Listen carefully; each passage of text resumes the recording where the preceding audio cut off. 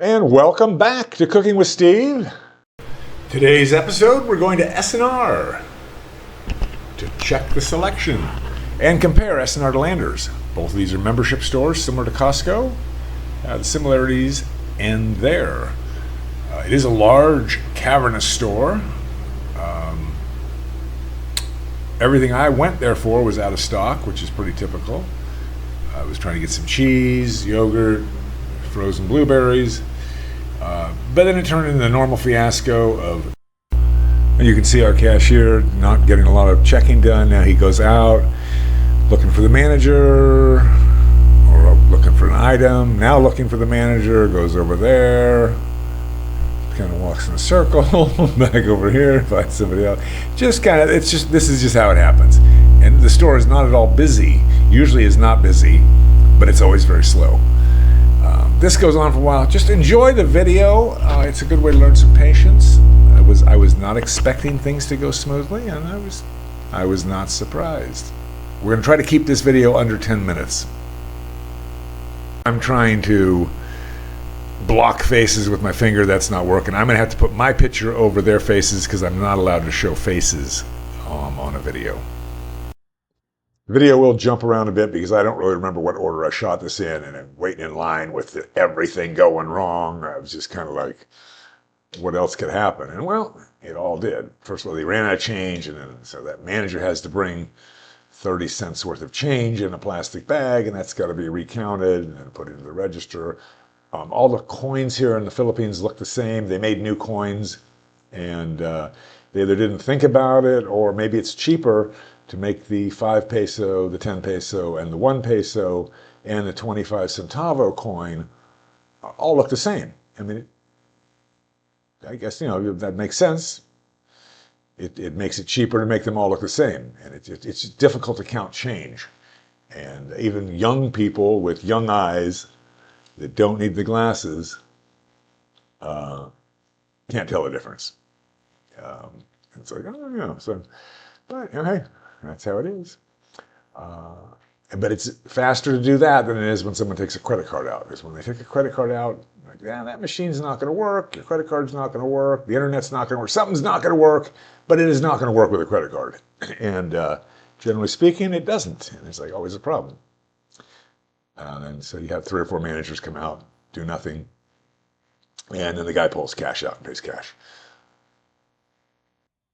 And here towards the end, it's finally my turn. And my card, this is a membership store. You have to pay a membership.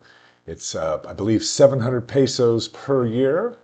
Landers is 400 or 500, but they a lot of times will have promos, half price. I got a free year for some reason, never know why. But the membership's cheaper. Also, Landers, the location is much more convenient. It's right in the city. The store is much nicer looking. For whatever reason. I don't know. But then my membership card was expired, and that takes 15 minutes on a good day. And so I asked the guy behind me, can I use your card?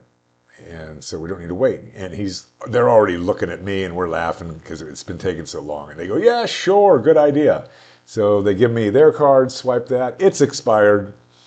And the guy working there is like, no problem at all, I'll just renew it for you. Yeah, no problem at all. It's just going to take 20 minutes or 5 minutes. No problem. So he's like happily renews their card, doesn't renew mine, which just as well. I don't go there that often. But then I use their card. Everything worked out fine. It does teach you some patience. And then we're off. Landers is just easier. They both have very similar merchandise. Sometimes you can get things at S&R that you can't get at Landers. They do have items from Costco, packaged Costco Kirkland brand. And so I get olive oil there. I just buy olive oil today on Shopee. See if that actually shows up, and if it's expired, and if it's counterfeit. That is a problem, counterfeit olive oil, counterfeit honey. I did buy some honey here on Shopee. Excellent honey. Very flavorful. It's all wild honey that's not farm raised. They don't have beehives that they bring around to pollinate. It's just there's guys that go out and climb trees or cliffs and grab the honeycomb out of the beehive and sell it. So it's like, yeah, fresh. But that's how you tell it's real. If it's got the honeycomb, wax honeycomb, it's real. Now, mine came in a jar, but I did test it. And there are some tests you can do with honey to make sure it's real. But it's very good, very flavorful, almost citrus flavor. All right, well, that wraps up. Now, we did have a tragedy here with the shooting in Utah. I don't like to get into the politics. We will bring it up on another podcast when we have more details. I don't really like to comment until at least 48 hours just because we don't know what happened.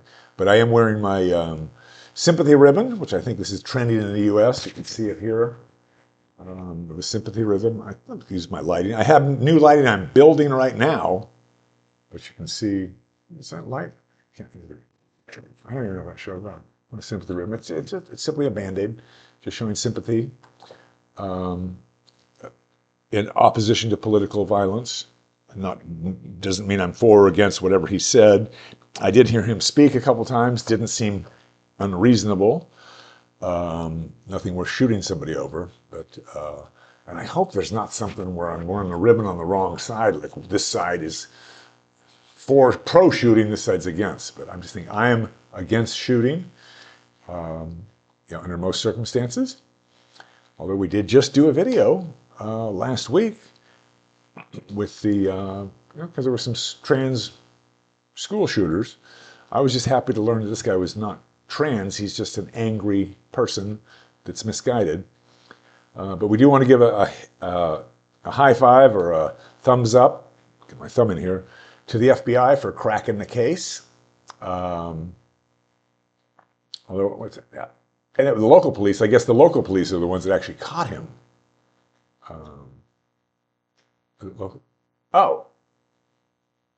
His father was a policeman. Oh, that's right. I forgot about it. Yeah, his father was a policeman, and he confessed to his father. But great work on the FBI. Good to see that 18, 20, 23, 64 trillion billion dollar budget, whatever it is being well spent, and those resources are well applied. And they had teams. I did hear something they had teams on fixed wing aircraft heading to the scene, and without them, probably wouldn't have caught this guy. Well, I guess he did confess to his father, so that was kind of open and shut. But yeah, it's a tragedy. It doesn't need or shouldn't happen, but apparently it's how things are. Okay, we're going to come back and wind down and wrap up the show. I've got some more shows coming. Got new lighting we built today, and I got my new microphone. I don't know if you can see it here. I did find a $4 microphone that works, or gotcha. Hopefully it works. I haven't listened to it yet, but it worked on my phone. Hopefully it'll work on the computer. But I want to mention honey. This is the honey that I purchased, and it's very good. Oddly enough, or coincidentally, or whatever, Utah, the scene of that horrific shooting, their state motto is the Beehive State, for some reason. And those of you that did notice, my artwork that is covering the hole in the wall, that's been completed. It was just kind of a blank canvas with some dots on it that I just randomly put on there with the primer. But we finished that. I didn't have time to do that. I had my trained seal do that, but I told him what to paint, and I taped a paintbrush on his little flipper, and he painted that up. And our artwork of the day, you may notice here, is just a towel, but I went swimming, and the way I swim is art by itself. So that's a towel I use swimming, so you can kind of vicariously enjoy the pool with me. Thank you very much. We will be back right at you, so stay tuned. Thank you.